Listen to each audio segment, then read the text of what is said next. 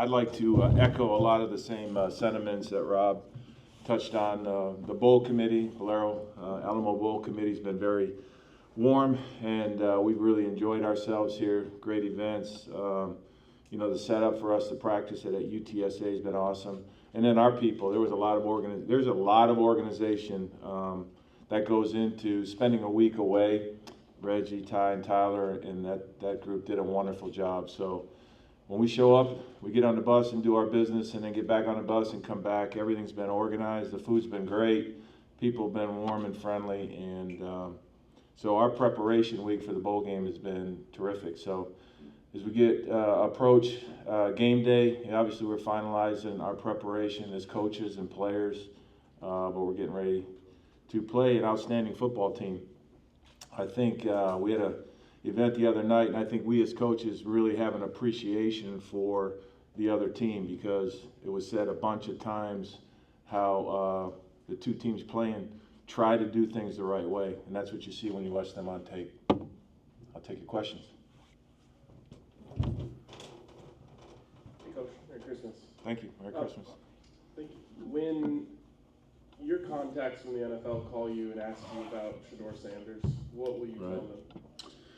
Well, I've already told all 32 teams multiple times probably what I would tell you, but you know, most players that make it in the NFL obviously have great skill and ability, which Shedeur have performed at a high level, which he does.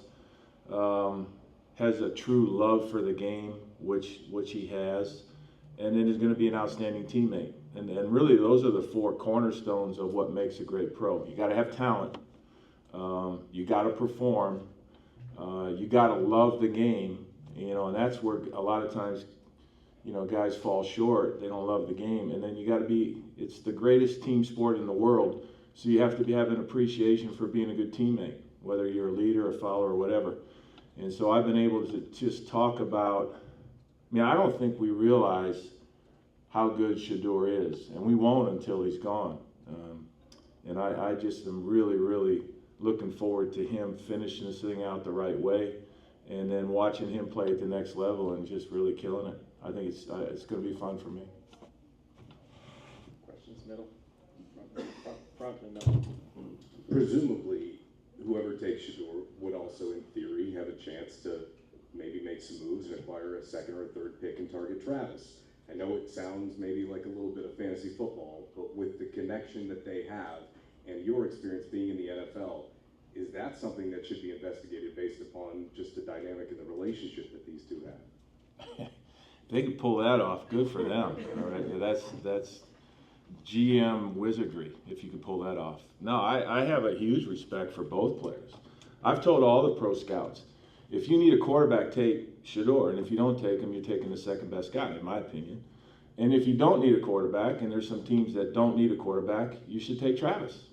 To me, it's a very simple discussion. You know, when I think of these two players, these are guys that have, you know, helped change the course of history for Colorado, you know, Buffalo football, along with Coach Prime. And, you know, I just have a huge respect for them, and I think they're going to just absolutely dominate the next level. How rare is their chemistry for a wide receiver quarterback combo? Because from my perspective, I haven't seen two guys in college that have had that much say in an offense, or at least be listened to by somebody of your stature with your experience.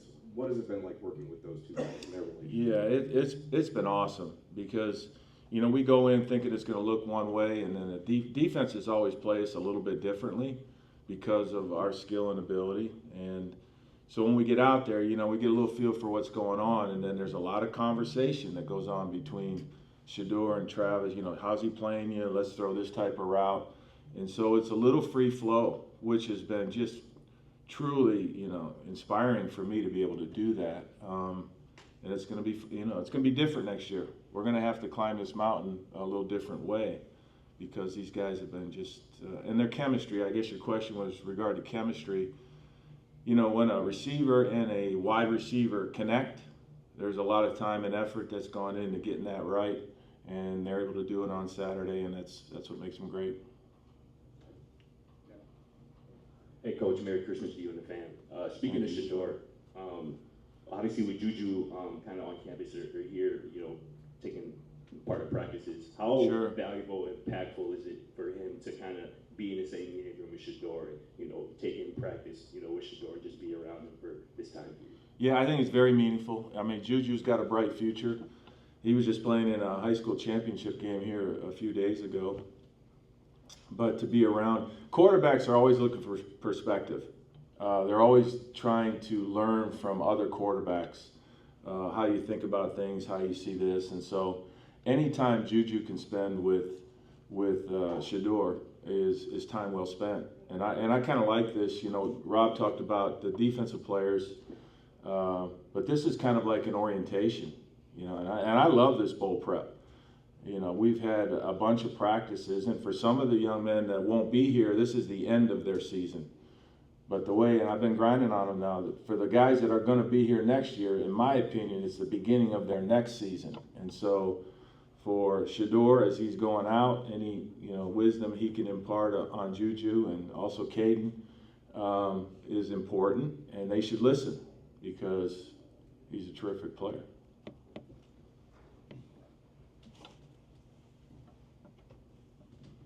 Coach, when speaking about facing a talented team in BYU, Correct. When looking at the film you've seen this past week, what is it that stands out to say, okay, we need to be ready for that, or that excites us, we're excited about facing that matchup? Yeah, I think when you look at, and again, this is my first real role going through the roll call of teams that we're playing and watching them play on defense. And I've watched BYU play quite a bit.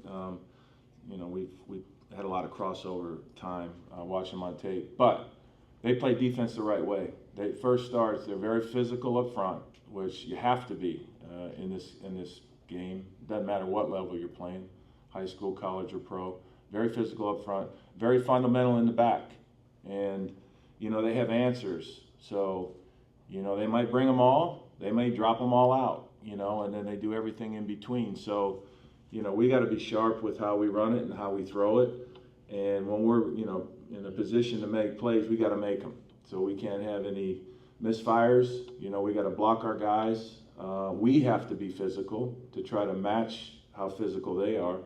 And we got to play good football. I mean, it comes down to that every week. But this is an opponent that I got a great deal of respect for. I know not a lot, but some of their coaches. I've coached BYU players in the past. Chad Lewis was my tight end at the Philadelphia Eagles, so I look forward to seeing him on game day. So these guys love the game. They love who they are, what they believe in, and it's going to be a great test. Pat, just curious if getting a chance to work alongside Rob this season, just kind of what you've learned from him, what's kind of impressed him about you, and if there was ever somebody that kind of mentioned him to you from your NFL circles about what you might get to expect from working with him, and like I said, just kind of what it's been like working alongside him. No, it's been awesome because we've got a lot of the same experience. We're tied to Mike Zimmer. We're all tied together in a lot of ways. I worked for Mike, obviously, at the Vikings. And hopefully he'll look better than I do, but I'm kind of Rob 20 years down the road, and so, we've had fun conversations about that. And, our perspective on things, it's different, right? When you're in the NFL, it's different. So when we come back to college, it's different. But some of the things that we learned about directing a staff, working with players, taking advantage of matchups, we talk about that quite a bit in the NFL. Those are all things that you learn.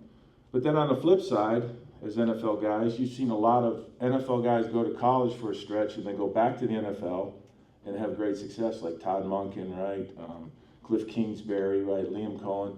So there's just great interaction of things that helps us in some ways gain perspective and keep moving in this profession. And but this guy's going to be a head coach, if not this year, the next. And so to be one of his coworkers and his friend, it's been good. It's been a great year. Hey, Coach. The last time we talked to you was the day before Caden Salter announced he was coming here, so you haven't had a chance to talk to you about him. But what's your impressions of him and just that quarterback battle Juju and him, and obviously right now Ryan Staub is here as well. Yeah, no, I'm excited. As we mentioned, when you lose somebody like Shedeur, you need about 4 or 5 guys to replace him, But we're really thrilled. Obviously Juju has a bright future, and he's going to be battling his butt off to be our guy next year. We brought in Caden Salter, who is an experienced young man, got 1 year left. Really excited for him. He's roughly a 3,000-yard passer and a 1,000-yard rusher. And he's played a lot of really, really good football. And so he's on campus as well. He was out there today doing his thing. And so getting him oriented, right? We're going to play this game. We're going to get back to work. And then as the offseason starts, we feel really good about that. And then, Ryan Staub has done a wonderful job. I think his one exposure was last year against Utah where, he did a great job. That was one of those games where we just didn't have enough time, right? Had we gotten back on the field, might have had a chance to win it, but certainly Ryan played well, and he's done that through practice this year as well. Yeah, Coach, you touched on this a little bit, but this BYU defense, one thing that really stands out is their secondary and kind of their ball hawkiness, I guess. I don't know if that's a word, but we'll call it one. We'll work with that. Yeah, what's sort of your perspective of those guys on the back end of their D?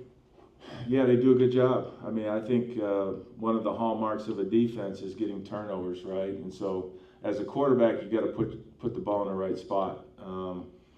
Typically if, they're tip balls or overthrows, then the guys in the back end, especially on the inside, the safeties have a chance to pick balls off. So we got to throw the ball accurately and catch it when it's thrown to us. I think that goes without saying. And then on the outside, the corners do a good job in, one-on-one situations of getting ball production. So that's one of the hallmarks of a good defense is getting the ball turned over. We're going to do everything in our power when we take the field to score points. And as Rob talked about on the flip side, the job of the defense is to make sure that doesn't happen. And one of the key ways to do it is to get the ball turned over. And they do a good job of that. Final questions for Coach? One of the guys that's going to be playing in his last college game is Jimmy Horn, and because of injuries, he hasn't maybe had the season that he was hoping to. It seems like guys have kind of put their arm around him. How have you seen him respond to maybe not having the season he has? And I know you can't force things as a coordinator, but is that a guy you'd like to get involved on Saturday? Yeah, we love to get Jimmy involved, and when he was out there this year, we tried to, right? We fortunately have a lot of different targets, and Jimmy can make an impact. The thing about Jimmy is he's fast, and we've seen it. First series of the game against North Dakota State, right? So if he catches the ball in the back end, he can score touchdowns, and I think that's the beauty of him. And then as you get to know Jimmy, he's got a wonderful spirit. You got to love Jimmy Horn, and you just root for him to have success. And so it'd be a smart thing for us, but we'll try to get him the ball this week or this Saturday. And if he does what he can do with the ball, that'll be good for us. And so we'd like to send him out the right way. He's had these little nagging injury things that kind of kept him kind of out of the smooth flow of things for us. So he's back healthy now, and hopefully we can get him going. Pat, sticking in the wide receiver room, Will Shepard told us a couple weeks ago that LeJohntay has been a real leader in that room throughout the season. Just curious from your perspective, kind of how LeJohntay's impacted the rest of the wide receiver room, and just kind of how much you're looking forward to seeing him try to carve a role for himself in the NFL going forward. Yeah, I think he's a pro. When guys ask me about it, there's a bunch of guys that I talk about as being pros. And we got 4 receivers. And we have a quarterback that comes to mind, right? And I think LeJohntay is one of those guys.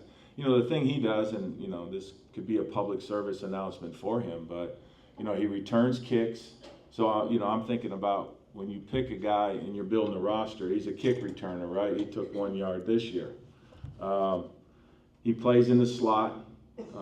He does the dirty work and he blocks. It's for the slot corner and the slot receiver, there's a lot more going on when you play in the slot. You're closer to the big guys. There's combinations of things that can happen. There's obviously less going on for the outside corner as well as the outside receiver. So on the inside, you got to block, which they do. He does a great job of. He makes tough catches. He shows up in critical times in the game, and he's a tough, spirited guy that, you know, I think we forget that. I think in his former school, he was a walk-on, right, that earned a scholarship. So I got a warm place in my heart for those kind of guys, and he's been productive. So just go back to what you're looking for in a pro, right? A guy that has the skill and ability, check, right? A guy that's produced, check, right? A guy that loves the game, check. And then a guy who understands the importance of being a good teammate, check. So in my mind, he's checked all the boxes. And just like the top two guys we're talking about, anybody that chooses to draft Tay wherever they do, I mean, they're getting a baller. All right, one final question. Hey, Coach, welcome to the Alamo Bowl. Congratulations. Thank you very much. This is your second year as coordinator with us. First full, but yeah. First full? Yeah. Okay. How does that compare to your stay with Denver and your relationship? You mentioned chemistry between Travis and Shedeur. What's that chemistry like between yourself and Shedeur? And when did you think you kind of hit your groove there with him? Yeah, so there's so many similarities to coordinating in the NFL. You know, we can get to that as probably for another time. But with my relationship with Shedeur, you know, it started last year. I was walking my daughter down the aisle a couple Julys ago, and Coach Prime called me and said, you know, I'd like you to come out as an analyst and put some pro eyes on Shedeur and help him and whatnot. And then as time went on, my role changed quite a bit.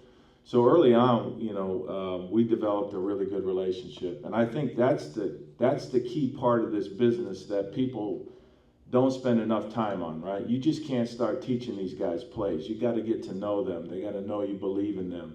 And I think that's what Rob does a great job with his staff and his players. And so that started for me a couple years ago. And then when I was put in control of the offense, you know, it just happened faster, right?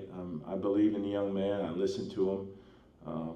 Even though I'm almost 60, I'm a grandfather now, and 3 times. So I had let's see, December 2nd, December 8th, and December 12th. My 3 oldest children have babies. So I'm gonna get the first flight out of here on Sunday, go meet 2 of them. I can't wait for that. But no, that relationship, right? So whether you're a grandfather or a coach of working with young people, that's where it starts. So then when we start talking about plays, it's easy, right? You know, like we had a play today, we were running in practice that I see very clearly. Well, for whatever reason, it's a really good play. Shedeur just doesn't quite see it the way I see it. So we're gonna move on to something else. We got a lot of other plays, right? If he doesn't see it the way I see it and we can't get a completion and make it happen, we'll move on, you know? And so I think that's one little example of how the relationship works. But this is a relationship business. And when coaches lose sight of that, which is easy to happen at times because of the grind of it and the scrutiny of it, when you lose sight of that, then I think you lose sight of the big picture, and it's not good. Thank you, coaches. We'll bring players in a couple seconds. Good? All right.